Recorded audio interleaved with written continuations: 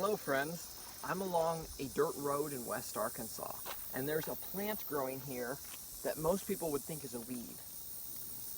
This is actually a wild persimmon tree. It's a small version of the same thing we see growing along the edge of forests in the fall with little orange fruit on it.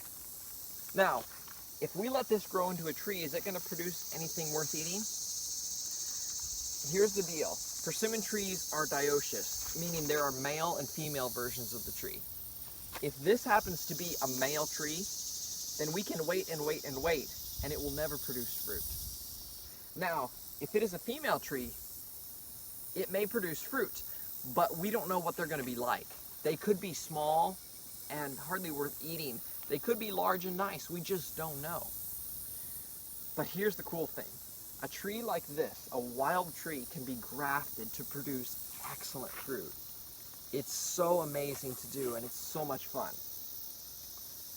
Maybe you're asking yourself, can I graft wild persimmon trees on my place? The answer is absolutely yes. You've got to find wild persimmon trees though. You've got to find your rootstock that you'll be grafting onto. Here's the challenge. Most people identify persimmon trees by their fruit. They see a tree producing persimmons and, oh, that's a persimmon tree. Some people might identify it by the bark. But when you're grafting trees, you can't graft full-size trees. So by the time a tree is large enough that it's fruiting, it's often too big to graft. You have to identify them when they're this size. So how do you do that? That's the question. First, you want to figure out whether you actually have wild persimmons growing in your area. You may already know that, but you should look at a map. Wild persimmons can be found from Florida and Texas in the south, upwards to southern Indiana and southern Ohio. They can be found from Oklahoma in the west to the Atlantic Ocean. So we're talking the east, the southeastern United States. If you live in this region, chances are you have persimmon trees around.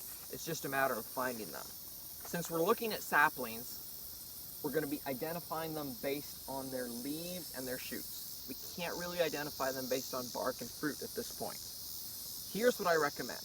If you can find a mature persimmon tree that has fruits, one that you know, one that you can positively identify, break off some branches and study the leaves. Those are the leaves that you are trying to find on a small tree like this.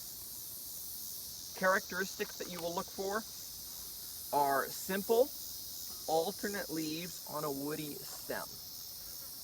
You're going to be looking for alternate leaves, meaning that they're going to step back and forth on the stem. You're never going to have the leaves opposite each other. They're never going to be opposite each other on the stem. You're going to be looking for leaves that stagger back and forth, back and forth. The leaves can be expected to be about 2 to 6 inches long, an oval or elliptical shape, and the edges are smooth. You're not going to have any serrations around the edges. Smooth edge.